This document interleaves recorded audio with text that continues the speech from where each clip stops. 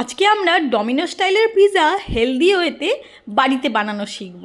আমি নিয়ে চলে এসেছি আটা দিয়ে তৈরি পিৎজার রেসিপি। প্রথমেই আমি ইস্টটাকে অ্যাক্টিভেট করে নেব।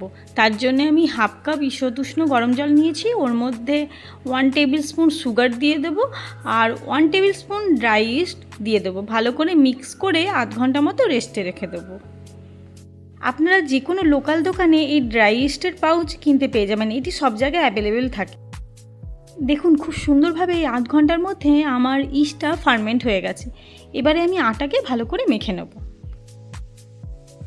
আমি এখানে 1 কাপ আটা নিয়েছি আর হাফ টিস্পুন আমি এতে সল্ট দিয়ে দেবো আর আমার ফার্মেন্ট ইস্টটা এর মধ্যে দিয়ে দেবো। আমাদের আটার ডোটাকে খুব সফটভাবে বাইন্ড করতে হবে। যতটাই সফটভাবে বাইন্ড হবে পিৎজার বেসটাও ততটাই সফট হবে। আপনাদের সকলের কাছে আমার একটি অনুরোধ রইল, আমার ভিডিওটি যদি আপনাদের ভালো লেগে থাকে আমার ভিডিওটিকে লাইক করে দেবেন, শেয়ার করে দেবেন আর অবশ্যই আমার চ্যানেলটিকে সাবস্ক্রাইব করে দেবেন। একটু টাইম নিয়ে আটার ডোটাকে অনেকক্ষণ ধরে মাখতে হবে যাতে পিৎজার বেসটা খুবই সফট হয়। দেখুন আমার অনেকটা মাখা হয়ে গেছে। এবারে যে হাতে লেগে আসছে তার জন্য আমি খানিকটা বাটার দিয়ে দেবো। বাটার দিয়ে আবারও ভালো করে মেখে নেব। দেখুন বাটার দেওয়ার পরে কী সুন্দর স্মুথভাবে ডোটা তৈরি হয়ে গেল। এবারে এই ডোটাকে আমি মেখে ভালো করে কিছুক্ষণের জন্য রেস্টে রেখে দেবো। দেখে নিই এবারে আমার আটার ডোটা ভালোভাবে ফার্মেন্ট হয়েছে কিনা। দেখুন কি সুন্দর ফার্মেন্ট হয়েছে, কতটা ফুলে উঠেছে। এবারে আমি এর ভেতর থেকে সব এয়ারগুলোকে বার করে দেবো। আবারও কিছুটা মাখন দিয়ে ভালো করে এটাকে মেখে নেব। পিৎজার বেসটাকে তৈরি করার জন্য প্রথমে আমি চপিং বোর্ডে কিছুটা শুকনো আটা ছড়িয়ে দিয়ে আমি এবারে ডোটাকে নিয়ে হাতের সাহায্যে ভালো করে বেলে নেব। পুরো ভালোভাবে পিৎজার বেসটাকে ঘুরিয়ে ঘুরিয়ে বেলার পরে আমি সাইডগুলো রাউন্ড করে মুড়ে দেব। আপনারা চাইলে এটাতে ওই রুটি বেলার যে বেলুন চাকি হয় তাতেও বেলতে পারেন, কোনো অসুবিধে হবে না।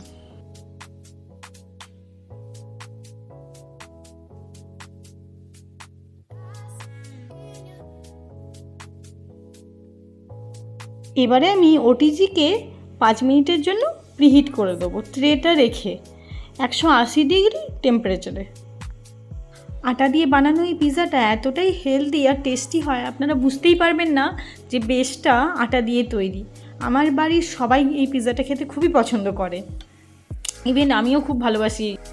আর ওটিজিটা প্রিহিট হয়ে গেছে আর ট্রেটাও গরম হয়ে গেছে। এই ট্রেটার মধ্যে একটু হোয়াইট অয়েল ব্রাশ করে আবার ট্রেটাকে আমি গরম করে নেব।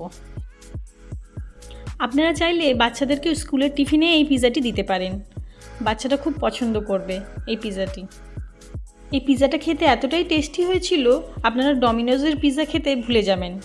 প্রিহিট করা ট্রের মধ্যে পিৎজার বেসটাকে দিয়ে দেবো। বেসটাকে 10 মিনিটের মতো বেক করে নেব 180 ডিগ্রি টেম্পারেচারে। আজকাল আমরা সবাই এতই হেলথ কনসিয়াস হয়ে গেছি, কেউই আর ময়দা খেতে পছন্দ করি না, কিন্তু মাঝে মধ্যেই আমাদের ফাস্টফুড খেতে খুবই ইচ্ছে করে। আর পিৎজা খেতে বাড়ির ছোট থেকে বড়রা সবাই আমরা খুব ভালোবাসি। তাই বাড়িতে একবার আটা দিয়ে এই পিৎজার রেসিপিটি ট্রাই করে দেখবেন, এটি খেতে খুবই টেস্টি হয়। পিৎজা বেসটাকে আমি 10 মিনিট বেক করে নিয়েছি।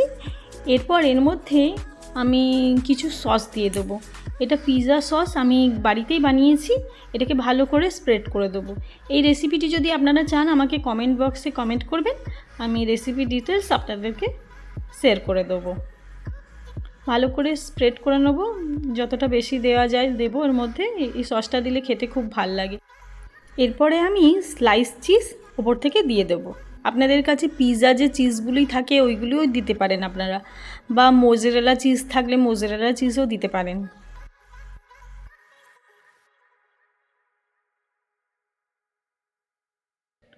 আমার চিজ দেওয়া কমপ্লিট হয়ে গেছে। আমি ওপর থেকে কিছুগুলো ভেজিস দিয়ে দেবো। আমি ভেজিসের মধ্যে নিয়েছি ক্যাপসিকাম, অনিয়ন আর টমেটো। আপনারা আপনাদের ইচ্ছে মতো আরও ভেজিস এতে অ্যাড করতে পারেন, যেমন বেল পেপার অ্যাড করতে পারেন, মাশরুম দিতে পারেন, সুইট কর্ন দিতে পারেন, অনেক কিছু এতে অ্যাড করা যায়।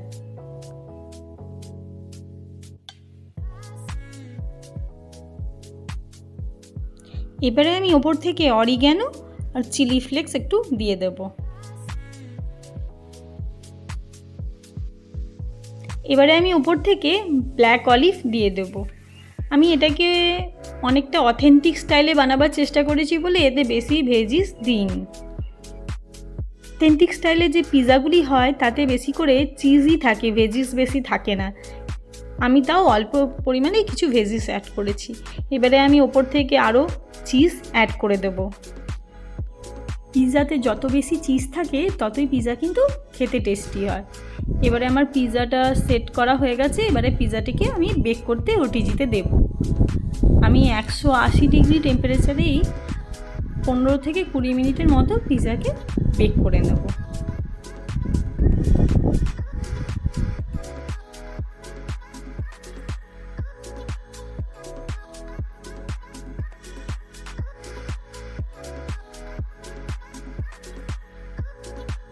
আমার 15 মিনিট বেক করা কমপ্লিট হয়ে গেছে। চলুন দেখে নিন পিৎজাটি ভালোভাবে বেক হয়েছে কিনা। দেখুন কি সুন্দর পিৎজাটি বেক হয়ে গেছে। আমি এবারে ওপর থেকে ফ্রেশ বেসিল লিভ দিয়ে দেব। এটা অপশনাল, আপনাদের কাছে থাকলে দিতে পারেন, নাও দিতে পারেন। আর ওপর থেকে অরিগ্যানো আর চিলি ফ্লেক স্প্রিঙ্কল করে দেবো।